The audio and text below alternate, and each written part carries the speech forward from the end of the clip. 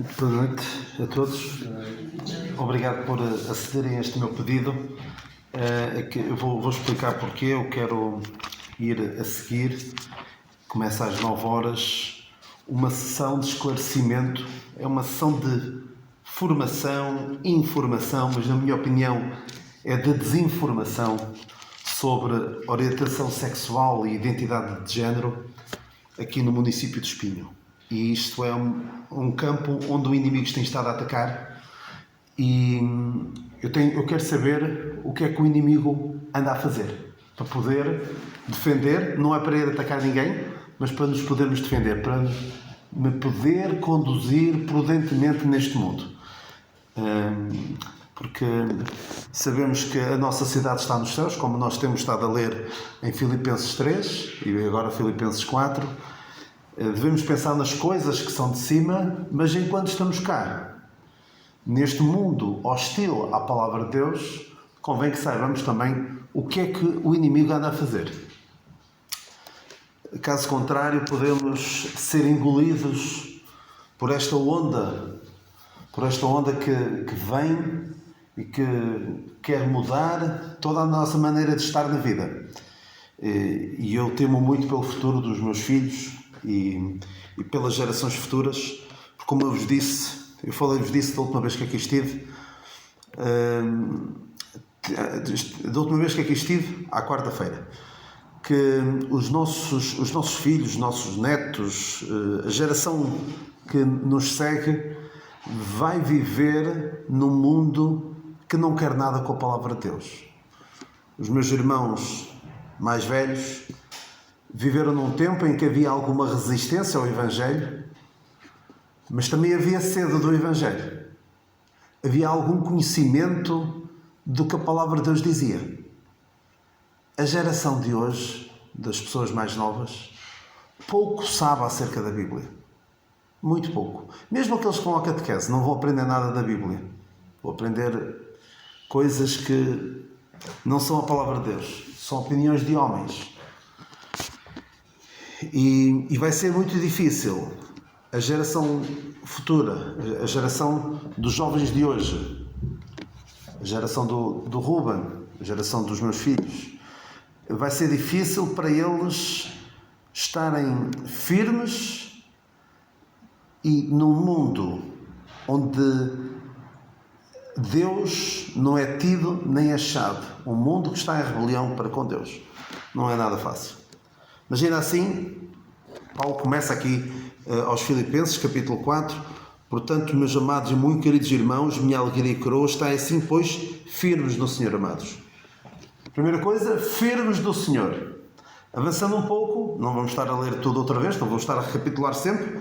Versículo 4, alegres no Senhor. Primeira coisa, firmes no Senhor. Agora, alegres no Senhor. Paulo, de facto, tinha razões para se alegrar. Do ponto de vista humano, não. Do ponto de vista humano, parece que lhe saiu não a sorte grande, mas o azar grande, não é? Paulo não tinha nada do ponto de vista humano. Não tinha esposa. Não tinha amigos ali próximos dele. Tinha Lucas. Só tinha Lucas. Ninguém o assistiu na sua primeira defesa. Não tinha saúde. Não tinha dinheiro. Tinham de ser os filipenses a mandar uma oferta minúscula. Aquilo não era dinheiro nenhum de jeito, quase certeza, mas aquilo encheu. Cheio estou, diz ele no versículo 18. Cheio estou depois do que recebi de Epafrodito da vossa parte, que me foi enviado, como cheiro de suavidade e sacrifício agradável e aprazível a Deus. Ele não tinha nada do ponto de vista humano, mas tinha tudo do ponto de vista espiritual, do ponto de vista daquilo que realmente interessava. E ele, apesar de notarmos nas suas últimas palavras algum desânimo do ponto de vista humano, que é compreensível. Longe de mim censurar Paulo por aquelas palavras, ninguém me assistiu na minha primeira defesa, só Lucas está comigo, procura vir ter comigo depressa, eu sei que o tempo da minha partida está próximo, todos que estão na Ásia me abandonaram. Há aqui várias expressões que soam a um homem derrotado, um homem que parece que, do ponto de vista humano, chega à conclusão: deitei tudo o que tinha a perder para isto. Mas do ponto de vista espiritual, ele sabia. Ele diz o quê que nós acabámos de cantar? Eu, porém, sei em quem eu creio. E estou bem certo que é poderoso para guardar o meu depósito até aquele dia. Eu sei. Mesmo que não, os meus sentimentos me possam dirigir para o outro lado, eu sei. E a palavra de Deus insiste muito no saber. Saber. O sentir está em segundo lugar. Por exemplo, aquela passagem que todos nós gostamos: estas coisas vos escrevi para que saibais que tendes a vida eterna. Mesmo quando não sentimos, mesmo quando o diabo procura colocar dúvidas no nosso coração, nós podemos não sentir, mas sabemos. E é por isso que mais à frente, não vamos ainda lá, se calhar só para a semana, no versículo 7, a paz de Deus que excede todo o entendimento guardará os vossos corações e os vossos sentimentos. Aqui diz pensamentos, mas os vossos sentimentos, ou seja, é algo com o qual nós temos de ter cuidado. Ou seja, não nos podemos deixar levar pelos nossos sentimentos. O mundo diz: vai onde te leva o coração, não é? Essa expressão. Mas os nossos corações e os nossos pensamentos têm de ser guardados. Não podemos dar ouvidos àquilo. Porque quando estamos numa grande aflição, que é o que vamos ver talvez hoje ou para a semana, quando estamos numa grande aflição,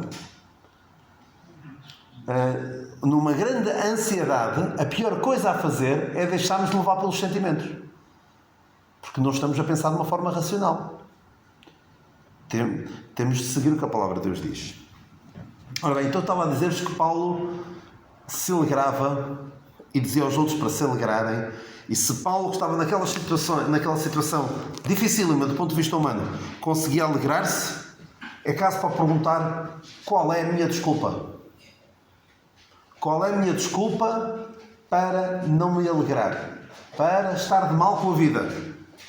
Eu costumo dizer, a expressão não é minha, mas vocês conhecem a expressão: quando a vida te dá um limão... O que é que diz a expressão? Não conhecem? Conhecem. Quando a vida te dá um limão, faz uma limonada. Já ouviram a expressão? Não ouviram? Quando a vida te dá um limão, faz uma limonada.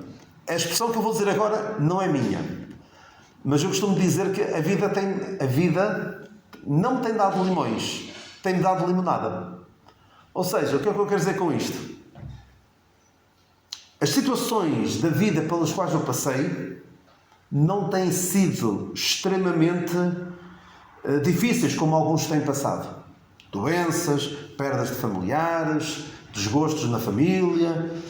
Até agora o Senhor tem-me livrado dessas coisas. Mas ninguém está livre.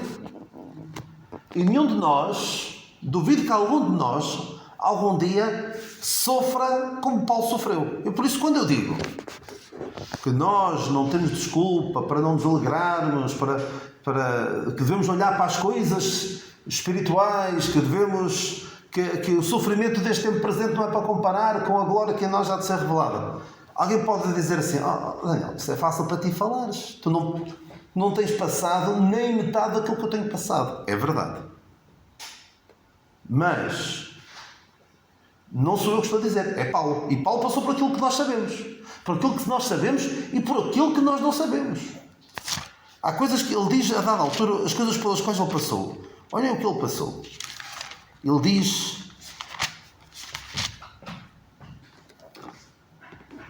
assim, segundo aos Coríntios 12:23, sou ministro de Cristo, eu ainda mais, em trabalhos, muito mais, em açoites, mais do que eles, em prisões, muito mais, em perigo de morte, muitas vezes. Recebi dos judeus 5 quarentenas de açoites, menos um. 3 vezes fui açoitado com varas, uma vez fui pedrejado, 3 vezes sofri naufrágio, uma noite e um dia passei no abismo, em viagens muitas vezes, em perigos de rios, em perigos de salteadores, em perigos dos da minha nação, em perigos dos gentios. Isto até cansa só de ler. Em perigos gentis, em perigos nas cidades, em perigos no deserto, em perigos no mar, em perigos entre os falsos irmãos, em trabalhos e fadiga, em vigílias muitas vezes, em fome e sede e jejum muitas vezes, em frio e nudez. E agora? Isto é o que se vê. Além das coisas exteriores, o que é que ele diz? Me oprime cada dia o cuidado de todas as igrejas. Porque o sofrimento físico, ele até aguentava. Que ele diz nesta mesma passagem de Filipenses, o que é que ele diz? Eu posso todas as coisas naquele que me fortalece. E o que é que ele quer dizer com eu posso todas as coisas? Não é eu quero isto, eu quero uma certa coisa, eu posso todas as coisas. Não é nesse sentido. Quem lê o contexto percebe que é eu aguento tudo, eu posso com tudo. Eu posso passar por todas as situações naquele que me fortalece. Pode passar por estas coisas todas. Ou seja, do ponto de vista físico, ele tinha esta capacidade de se esquecer. Ele subjuga o meu corpo. Mas o que gostava mais era o cuidado das igrejas. O me oprime o cuidado de todas as igrejas. Por exemplo, os Gálatas estavam a deixar-se levar pelos legalistas. E Paulo lhe oprimia o cuidado daquelas igrejas e escrevia a carta aos Gálatas. Os colossenses estavam-se a deixar levar pelo gnosticismo, por teorias meio pagãs, parecia cristianismo, mas era paganismo. E eu lá teve de escrever a carta aos colossenses. Como eu vos falei, penso que a última vez que aqui estive, falei-vos de Epáfras. Que ele escreveu a carta aos colossenses por causa do Epáfras que estava de olho bem aberto e viu, isto não está a andar bem. Eles estão-se a deixar levar por outras doutrinas. E foi lá a falar com Paulo, esteve preso com Paulo, e Paulo escreve mais uma carta. Os coríntios andavam a batatar uns com os outros, andavam a permitir coisas da igreja que não tinha jeito nenhum, como aquele homem que dormia com a sua madrasta. Paulo escreve mais uma carta. Aquilo oprimia-o. Ou seja, Paulo passou por muito mais do que nós alguma vez vamos passar. E ainda assim, este homem era capaz de dizer: alegrai-vos. Mas não era alegrai-vos, olha, por nada. Ele não era como aquela música que alguns se devem lembrar, é do vosso tempo, mas talvez não conhecem, conhecem certamente. Aquela música, eu não sei bem de quem é a música, mas diz Don't worry, be happy. É uma música assim muito animada e tal. Don't worry, be happy. Está bem? A música diz, tens este problema, não tens dinheiro, não sei o quê. Não te preocupes. Pois, eu não traduzi. Don't worry, be happy. Não te preocupes, ser feliz. Mas ser feliz porquê? Eu não tenho isto, não tenho aquilo. Vou-me alegrar porquê? Que razão é que eu tenho para me alegrar? A música diz isso. Não te preocupes, ser feliz. Mas Paulo dá uma razão para nós sermos felizes. Não é? Regozijai-vos no Senhor. Não é? Ou seja, pensem bem, parem um bocadinho para pensar naquilo que vocês têm no Senhor. Aquilo que o Senhor já vos deu, aquilo que o Senhor vos dá agora e aquilo que o Senhor tem prometido para vocês.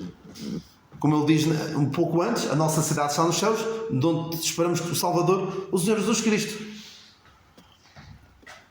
Então nós temos razões mais do que suficientes para nos alegrar. E há pessoas, pela graça de Deus, conseguem dar-nos lições. Estão em situações muito, muito complicadas, muito debilitadas do ponto de vista físico. E conseguem dar-nos lições tremendas, alegres. Eu todos os domingos, ou quase todos os domingos, quando vou ao culto em São João da Madeira, vocês devem lembrar-se dele, porque os pais faziam sempre os possíveis por trazê-lo às reuniões de jovens. O nosso irmão Nando, que está numa cadeira de rodas já há 50 anos, lembram-se do Nando, do filho do nosso irmão Manuel e da nossa irmã Hilda? Eles traziam-nos sempre às reuniões de jovens, traziam-nos sempre, a todas as reuniões de jovens. Houve uma ou outra que muito raramente não vinham. E eu vejo a alegria dele, porque ele tem noção do que está a ser dito. Ele percebe.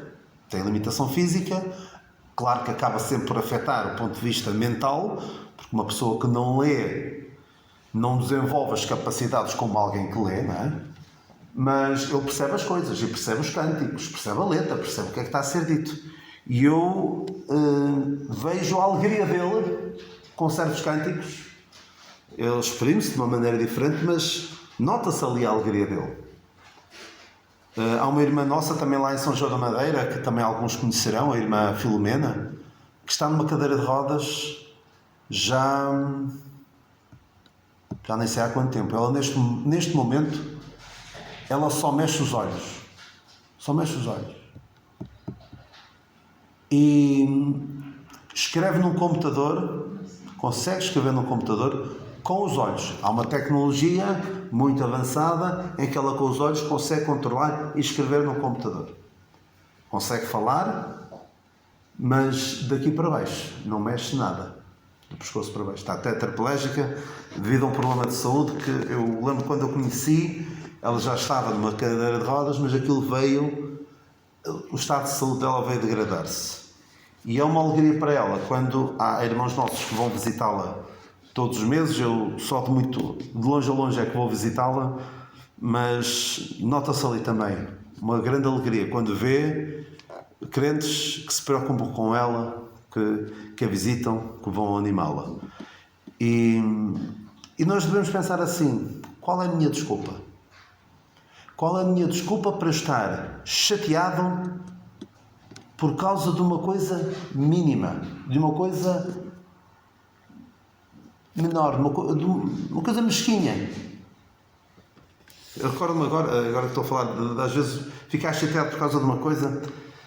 Eu lembro-me, já tem uns anos, só para ver como às vezes nós chateamos com coisas e depois pensamos: estou chateado com isto, a vida é tão mais do que isto. É uma ilustração muito, muito pobre, mas lembro-me, já há uns anos fui a um supermercado depois do culto e vinha a sair do supermercado e vinha chateado porque não me tinha apercebido e não fiz um certo desconto lá na conta. Não usei uma certa coisa que, ou seja, por negligência minha ou burrice minha, não beneficiei do desconto que poderia ter tido. E estava chateado por causa disso. E nessa mesma altura, telefona-me um irmão a dizer-me: olha, eu vinha agora na autoestrada e um amigo nosso, um crente amigo nosso, olha, estava na beira da estrada com o carro todo espatifado. Perda total. E eu, chateado por uma coisinha de nada, e o meu irmão numa situação muito mais complicada. Qualquer que seja a situação pela qual nós estejamos a passar, dificilmente se compara com os sofrimentos que o apóstolo Paulo passou, e vejam como ele se alegrava. Ele alegrava-se até em coisas, até naquilo que lhe queriam fazer de mal. Lembram-se? Já vos falei? Havia pessoas a pregar o Evangelho pensando que estavam a causar mal ao apóstolo Paulo. Ele fala nisso no capítulo 1. Julgando acrescentar aflições às minhas prisões. Estavam a fazer mal a Paulo. Pensavam eles que estavam a fazer mal a Paulo. E o que é que ele diz?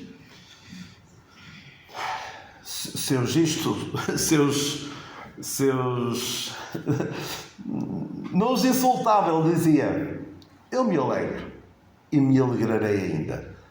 Falta-nos esta capacidade de nos alegrarmos em coisas estranhas. Paulo alegrava-se em coisas estranhas. Nós alegramos em quê? Em coisas que são legítimas. Alegramos-nos quando temos um acontecimento feliz nas nossas vidas, quando... E não vou dizer que não seja legítimo. Alegramos, uma alegria diferente, quando a equipa que nós gostamos ganha um jogo ou ganha uma coisa importante. Não vou dizer que esteja totalmente errado, mas é ali um momento de alegria que passa logo. Mas Paulo alegrava-se em coisas completamente sem jeito. Alegrava-se porque havia pessoas a tentar fazer-lhe mal. Alegrava-se. Em que é que ele se alegrava? Vejam lá se lembram. Ele não dizia propriamente alegrar, mas me gloriarei. De bom grado me gloriarei nas minhas fraquezas. Se eu tive uma doença e vou alegrar-me, mas... Paulo, tu estás a ver tudo ao contrário. De facto, Paulo estava a ver tudo ao contrário. Porquê? Porque ele não olhava para as coisas a pensar o que é que eu tenho a ganhar com isto. A nossa visão não deve ser a do mundo. A do mundo é: eu alegro-me quando tenho algum proveito, de preferência material, financeiro, com aquilo. Eu me alegro com isso. Estava a ver, penso que é quando... Agora não sei se é com Sansão. Penso que é com Sansão, em que eles se alegraram muito, aqueles que queriam prendê-lo. Não sei se é bem nessa passagem. Sei que é uma passagem qualquer, ou é no Senhor, que eles se alegraram muito quando fizeram o negócio de entregar. Eu não sei se foi a Sansão ou se foi o Senhor. Foi algo assim. Alegraram-se muito. Ficaram muito contentes, de facto, ficaram. Quando aqueles homens que iam apanhar Sansão fizeram um negócio com Dalila, ficaram muito contentes, certamente. Alegraram-se muito. Os fariseus, quando combinaram com Judas de entregar o Senhor, também ficaram muito contentes. Ganho material. Mas Paulo alegrava-se quando havia... Que tipo de ganho? Que tipo de ganho? Material? Espiritual. O ganho eterno. Ele preocupava-se com o peso eterno de glória.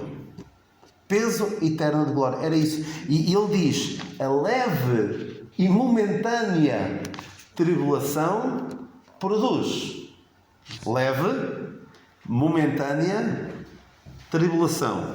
É um peso eterno de glória. E eu aí digo outra vez. Eu sei que até pode parecer um pecado ofensivo dizer leve e momentânea tribulação a quem vive todo o dia, a toda a hora, a todo instante, com uma dor intensa. Sei que pode parecer ofensivo, e não é a minha intenção ser ofensivo. A minha intenção é ser bíblico. E Paulo também certamente vivia com uma dor intensa todos os dias. O espinho na carne, para levar um homem como Paulo a orar 3 vezes ao Senhor. E Paulo, atenção, Paulo tinha consciência dos planos, tinha uma melhor compreensão da forma como Deus age hoje do que nós. Ele tinha recebido revelações diretamente do Senhor. E ele percebia bem os planos de Deus. Mas mesmo este homem, que recebia revelações diretas do Senhor, devia estar a passar por um sofrimento tal que ele foi pedir ao Senhor para o livrar daquilo. O Senhor disse: a minha graça te basta. Ele diz, depois de perceber, de bom grado me gloriarei das minhas fraquezas, para que a mim habite o poder de Cristo. Penso que é isso. Boa vontade, depois me gloriarei nas minhas fraquezas, para que a mim habite o poder de Cristo. A minha graça te basta, porque o meu poder se aperfeiçoa na fraqueza. Ou seja, vem sofrimento, mas daqui pode manifestar-se de uma forma mais evidente o poder de Deus. Então eu vou alegrar-me. Eu estou a dizer isto, eu não vou dizer que eu faça isto e que eu viva isto todos os dias. Mas é isto que devemos ser capazes de fazer. Não de olhar para o imediato. Não de olhar para o aqui e o agora. Isso é o que o mundo faz. Agora, só para dar um toquezinho para o que vamos falar para a semana, se Deus quiser. Aqui ele diz: regozijar-vos sempre. Não é só às vezes, não é só nas coisas boas. Ele também diz aos Tessalonicenses: em tudo dai graças. Não é por todas as coisas. É em todas as situações dar graças a Deus. E eu lembro-me de de um pensamento de um crente que foi assaltado. Foi assaltado, levaram-lhe a carteira. E então, eu já não me lembro de tudo o que ele dizia, mas ele dizia assim: eu dou graças a Deus, dou graças porque fui roubado e não eu a roubar. Eu dou graças porque, apesar de ter levado tudo o que eu tinha, não era muito. Dou-te graças porque levaram o meu dinheiro, mas não me levaram a vida. E acho que ainda havia mais uma ou outra. Ou seja, no meio de uma situação em que, ó Deus, porque é que permitiste isto? Foi capaz de dar graças. Foi capaz de se alegrar.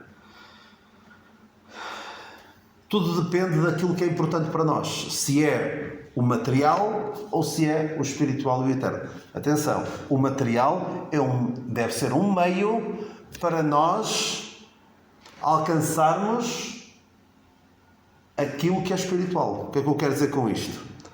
Devemos usar o nosso dinheiro, o nosso tempo, os nossos bens, a nossa saúde, o nosso corpo, para maior proveito do Evangelho. Há um irmão nosso que dizia, um grande missionário do passado, o William Carey, eu provavelmente já disse isto mais que uma vez, mas é sempre bom nós lembrarmos, ele dizia: o meu trabalho é pregar o Evangelho.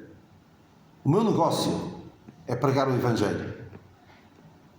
E eu conserto sapatos para pagar as despesas do meu negócio. Ou seja, o negócio dele era pregar o Evangelho. A sua principal ocupação era pregar o Evangelho. Ele apenas consertava sapatos para pagar as despesas. E o que é que o apóstolo Paulo poderia dizer? O meu trabalho é pregar o Evangelho. Eu conserto tendas.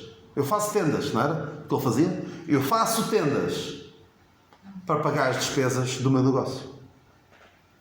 Ele dizia: enquanto eu posso, enquanto eu pude, estas minhas mãos me sustentaram a mim e aos que estão comigo. Porque quando Paulo andava a trabalhar terra em terra, ele, por norma, não era pesado às igrejas. Pois quando estava preso, aí não tinha outro meio de subsistência, e aí ele agradecia. Apesar de ele dizer, senão, basicamente é como se ele dissesse: mesmo que vocês não me tivessem mandado nada, eu aguentava. Mas, obrigado. Ele tinha esta maneira muito peculiar de agir. O nosso problema, o meu problema, é estarmos... Eu digo estarmos, mas estou muito agarrado às coisas deste mundo. Estou. Deveria estar muito menos. Deveria estar muito mais desapegado às coisas deste mundo. Deveria viver, de facto, como Paulo e como este irmão que eu falei. Perceber que o nosso objetivo neste mundo é o progresso do Evangelho. E vamos tentando fazer a nossa vida de uma forma com equidade que toda a gente possa notar, não é? E trabalhar para o Senhor. Ele diz assim: seja a vossa equidade notória a todos os homens. Que todos os homens à nossa volta possam olhar e ver: mas que indivíduo é este? Que indivíduo é este? Acontece-lhe tudo, independentemente do que ele aconteça, ele está sempre alegre. Eu também quero. Desculpem lá as pessoas, eu também quero beber o mesmo que ele bebe. Aquilo parece que faz efeito. Então acontece-lhe isto, acontece aquilo, ele está sempre contente. Mas o que é que ele tem? E depois pode ser uma oportunidade, deve ser uma oportunidade para nós dizermos: olha, o que eu tenho não é de mim. Vem e vê. Seja a vossa equidade notória a todos os homens. Isto é algo muito, muito importante. Que os que estão à nossa volta percebam: alto lá, há algo diferente neste indivíduo. E vocês são do tempo, quando eram jovens bem mais novos do que eu, notava-se que os crentes eram diferentes. Notava-se uma diferença nos crentes. Hoje em dia é difícil. Antigamente os crentes vinham à igreja com a Bíblia, não é? Passava-se e via-se os crentes com a Bíblia na mão. Hoje em dia eles trazemos telemóvel, já achei. Eu lembro-me até, foi uma situação caricata penso que foi o meu pai, viu alguém assim foi a um certo sítio, uma certa terra, e viu alguém assim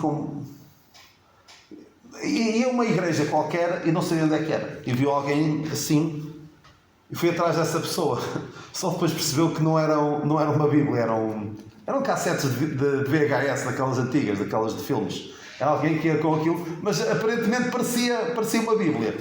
Antigamente os crentes notava-se. E hoje em dia se calhar não se nota tanto, já se confunde, se calhar estamos a agir um pouco como aqueles no tempo de Samuel, que diziam: nós queremos ser como as outras nações, os outros têm um rei, nós também queremos ser como eles. Eu não estou aqui a fazer a apologia de os crentes têm de se vestir de maneira diferente, têm de fazer tudo diferente, têm de se perceber que eles são diferentes. Há algumas seitas, alguns conjuntos de pessoas que se vestem de maneira diferente. Percebe-se logo, olha, aquela pessoa deve ser um Amish, aqueles que vivem nos Estados Unidos, que não usam eletricidade nem nada com menos de 200 anos. Vivem assim, pararam no tempo no século XVIII. Não sei se devemos fazer isso, mas não precisamos ir a esse ponto, mas que se note de facto há algo diferente em nós para despertar o interesse uns dos outros. O Senhor nos ajuda a sermos pessoas alegres, pessoas que têm o foco de facto naquilo que é importante, naquilo que traz dividendos eternos, e que depois consigamos alegrar em coisas estranhas. Porque é um estudo interessante ver em que é que Paulo diz para a gente se alegrar, ou em que ele se alegra. E que o Senhor nos dê esta graça. E eu vou ter de me ausentar, como vos disse, não ficarei convosco os próximos minutos, por isso também não gosto de terminar assim a seco. Ou vou apenas ter uma pequena palavra de oração, depois vocês continuam com o vosso culto. Vamos então orar. Nosso Deus, nosso Pai, nós te agradecemos por este ajuntamento do teu povo aqui neste lugar, por esta oportunidade de abrir a tua palavra e por estes minutos poder meditar na forma como devemos encarar o mundo, como devemos ver as coisas, ver como tu vês, não ver com os olhos físicos que apenas conseguem ver o imediato, o mundo presente, mas consigamos ver com olhos espirituais, fazer como Abraão fez quando tu lhe disseste para levantar os seus olhos e ver aquilo que Ló não tinha sido capaz de ver. Que sejamos capazes de ver o eterno, ver o resultado daquilo que nós fazemos neste mundo para ti. Nós te queremos depois agradecer por tudo e pedimos que também abençoes estes irmãos e que os consoles com a tua palavra. Nós te agradecemos depois de tudo e te pedimos no nome dos méritos do nosso Salvador, o Senhor Jesus Cristo. Amém.